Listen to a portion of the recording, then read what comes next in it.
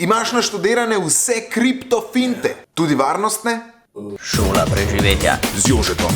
Najprej valjda osnovna zaščita računalnika in mobilne naprave. Če nameščaš skrekane igrice, ne zaklepaš telefona ali odpiraš priponke neznanih pošiljateljev, ti še tako dobra zaščita denarnice ne bo pomagala. Se vem, običajne varnostne finte. Hej, vljubil si kriptovalute. Spomnite se, kaj Bruce Lee rekel. Veriga je močna, kot je močen njen najšibkejši člen. A to je prav Bruce Lee rekel.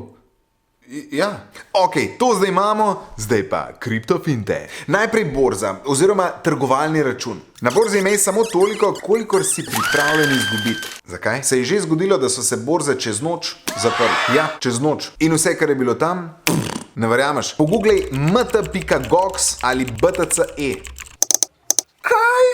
Ja, in glih zato večje zneske shranjuj v tako imenovani hladni denarnici ali pa hardware walletu, torej slovensko strojni denarnici. Mislim, če imaš še ne 100 evrov, to glih nima smisla, ker če kupiš za tok denarnico, nimaš več nič za noter dati. En tak mal kura jajc moment. Ok, pustimo to. Naslednja stvar, backup kriptodenarnice. Telefon ti lahko ukradejo, disk se lahko pokvari, papir lahko zgori.